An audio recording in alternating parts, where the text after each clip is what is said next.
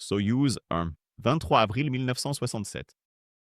Le cosmodrome de Baïkonour s'est réveillé avant l'aube sous un vent qui faisait claquer les échafaudages et les drapeaux. Les ingénieurs savaient déjà que Soyouz 1 avait des problèmes. Des panneaux solaires encombrants, un contrôle d'attitude peu fiable, des pannes électriques qui apparaissaient et disparaissaient entre les tests. Vladimir Komarov s'est quand même sanglé à bord. C'était un vétéran, un pilote calme avec une voix à la radio qui faisait baisser les épaules des contrôleurs. Les propulseurs se sont allumés, la tour est tombée et il a chevauché une colonne de feu dans le matin gris. En orbite, le premier avertissement est arrivé comme prévu. Un seul panneau solaire s'est déployé. L'énergie était maigre. Il a fait pivoter la capsule pour capter la lumière, essayant de tirer un peu de vide, batterie conçue pour l'abondance, pas la pénurie. Au sol, on suggérait des solutions de contournement. Il a accusé réception de chacune avec une patience sèche, gérant la chaleur, l'énergie, l'orientation et les communications dans une boucle sans fin. Les heures s'accumulaient. Le plan d'envoyer un second vaisseau pour un rendez-vous a été abandonné. Désormais, la mission était la survie et le retour. Komarov pilotait la capsule comme un avion endommagé. Il chronométrait les impulsions des propulseurs au ressenti, alignait l'horizon avec la bille d'instrument et luttait contre la tendance de l'engin à demi alimenté à dériver. Il rapportait calmement ses observations d'étoiles et d'ombres sur les panneaux, puis évoquait la fenêtre de rentrée qu'approchait. Quand les contrôleurs lui ont donné le feu vert pour la désorbitation, il semblait presque soulagé. Il méritait un atterrissage sur un sol ferme et l'accueil des équipes au sol. Les rétrofusées se sont allumées. La cabine a croblé. Il est tombé dans l'air du petit matin au-dessus d'Orenbourg, chutant sous un ciel qui aurait dû déployer un parachute, comme une bénédiction. Le parachute de freinage est sorti. La voile principale s'est emmêlée et ne s'est pas ouverte. La capsule est tombée vite et violemment et a frappé le sol. Les flammes ont emporté ce que l'impact n'avait pas pris. Ils l'ont retrouvé encore attaché dans le harnais, un pilote qui avait continué à piloter la machine jusqu'à ce qu'il n'y ait plus rien à piloter. Soyouz 11, 30 juin 1971. Après des semaines passées à bord de la première station spatiale du monde, 3 hommes se préparaient à rentrer chez eux. Salyut en été exiguë, bruyante et miraculeuse. Ils avaient résolu des problèmes sur des systèmes encombrants, filmé la fine courbe bleue de la Terre et transformé un cylindre d'acier en un endroit qui ressemblait, l'espace d'un instant, à la vie. Le vaisseau Soyouz 11 s'est désamarré dans l'obscurité, ses petites fenêtres illuminées par la lumière des instruments. La rentrée était une chorégraphie qu'il connaissait par cœur, les sièges inclinaient. Les combinaisons n'étaient pas pressurisées, comme le voulait la pratique soviétique sur ce modèle. Il parlait doucement des points de la checklist, du premier pas sur Terre, de la famille, de la séparation. Les dispositifs pyrotechniques se sont déclenchés. Il y eut un bruit sec qui ne figurait sur aucune liste. Une valve d'égalisation de pression, secouée par les forces de la séparation des étages, s'est ouverte vers l'espace. En quelques secondes, la cabine les a trahis. L'air s'est échappé. L'aiguille du manomètre a plousé.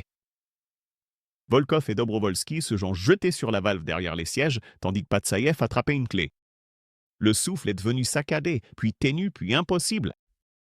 Les hommes qui avaient fait le tour de la Terre ressentaient désormais la véritable apesanteur de l'univers, non pas la sensation de flottement de la chute libre, mais le vide qui prive les poumons de leur raison d'être. En bas, le module de descente tombait comme prévu.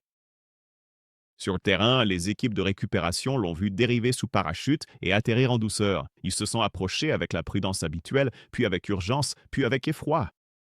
La trappe s'est coincée, puis s'est ouverte. À l'intérieur se trouvaient 3 hommes encore sanglés, le visage paisible comme dans le sommeil, avec de sombres traces le long des oreilles qui racontaient une histoire que les mots ne pouvaient pas dire. Ils avaient vécu plus loin de chez eux que n'importe quel humain avant eux et sont morts dans l'endroit le plus isolé qui soit, une petite capsule, là où une seule valve et une seule minute ont tout décidé.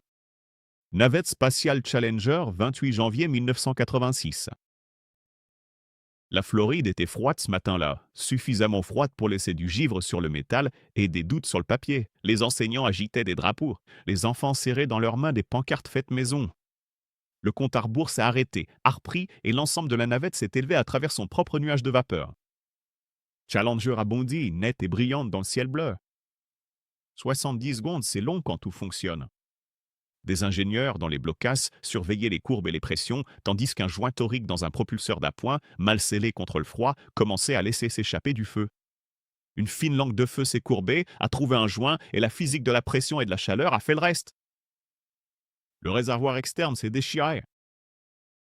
Ce que le public a vu, c'est une explosion. Ce que les experts ont vu, c'est un véhicule déchiré par des forces auxquelles ils n'auraient jamais dû être confrontés. Au sein de cette désintégration, la cabine de l'équipage est restée intacte. À l'intérieur, les astronautes qui s'étaient entraînés pour chaque procédure ont été projetés dans une descente qu'aucun simulateur ne leur avait jamais montrée. Certains interrupteurs dans la cabine récupérée ont été retrouvés positionnés sur l'aire de secours. Certains membres de l'équipage étaient probablement conscients pendant une partie de la chute. L'océan en dessous n'a laissé aucune seconde chance. Dans les minutes qu'on suivit, les vagues ont recouvert les débris tandis que les traces de fumée se dissipaient dans le vent fort. À terre, des mains ont abaissé les pancartes. La NASA s'est figée, puis a entamé le travail solennel de compréhension. Les ingénieurs ont cartographié les températures, les joints, les plannings et la puissance silencieuse de la pensée de groupe. La commission Rogers a tracé la frontière entre l'optimisme de la direction et la prudence des ingénieurs. Challenger est devenu à la fois une leçon et une promesse. Des noms ont été gravés dans le métal et dans la mémoire, et l'agence a reconstruit ses rituels du doute. Le rêve de voler a continué, mais désormais avec la conscience qu'un lancement n'est pas seulement du feu et du bruit. C'est la décision de placer des vies humaines sur le fil du rasoir et de respecter chaque avertissement qui empêche de basculer. Navette spatiale, Columbia, 1er février 2003. L'aube sur l'ouest des États-Unis était claire et froide. Columbia est rentrée avec de la science dans ses soutes et une cicatrice sur son aile. Cette cicatrice est née 16 jours plus tôt, lorsque de la mousse provenant du réservoir externe a frappé le bord d'attaque gauche lors de l'ascension. La mousse ne semble pas mortelle, jusqu'à ce qu'elle frappe à des vitesses telles que le mou devient dur. En orbite, les ingénieurs ont demandé des images, débattu des matrices de risque, pesé leur instant face au calendrier. La possibilité de dégâts catastrophiques vivait dans les notes de service et les conversations de couloir. Jamais vraiment investi de l'autorité nécessaire pour exiger une inspection qui n'existait pas.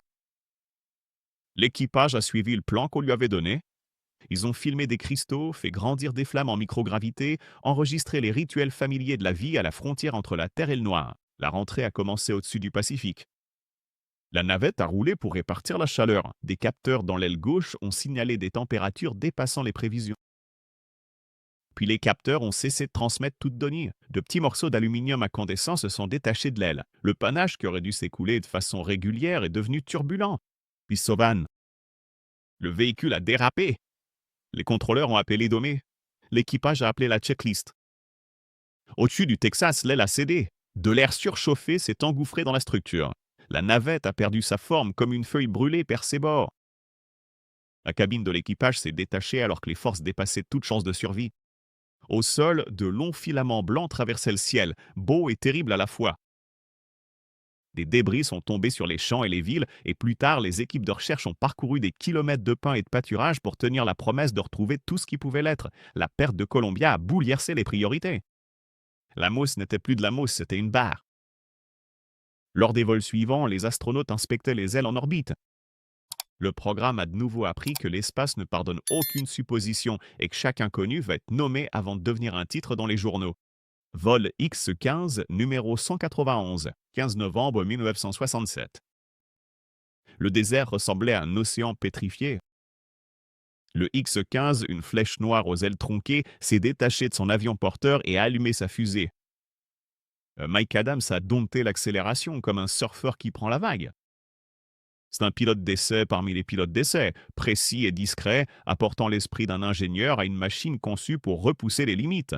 Lors de ce vol, l'objectif était une altitude extrême, au-delà de 80 km, au-delà de la limite fixée par l'US Air Force pour les ailes d'astronautes, dans un domaine où l'air existe à peine. La théorie et les surfaces de contrôle importent peu.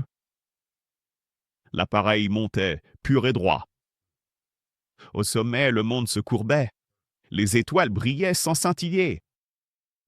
Par définition officielle, Adam était dans l'espace. Puis la descente révéla une faille cachée. Une erreur de l'ordinateur de guidage souffla une mauvaise orientation.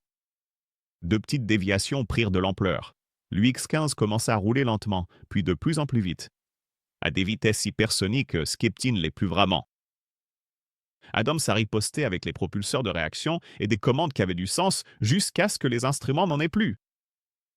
Il a communiqué calmement par radio à propos d'une vrille, de ses tentatives de récupération et du fait que l'appareil entrait dans un domaine qu'aucun plan d'essai n'avait prévu. Il a traversé une couche d'air plus dense, toujours en pleine vrille. Les forces aérodynamiques désormais réveillées ont saisi la structure et l'ont tordue au-delà de ses limites de conception.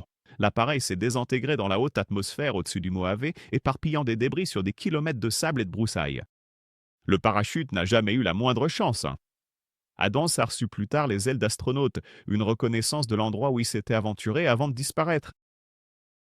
À Edwards, une plaque commémorative et un poteau noir marquaient le désert comme un cadran solaire, pointant vers l'instant où un être humain s'est tenu entre les chiffres et la nature, sans reculer.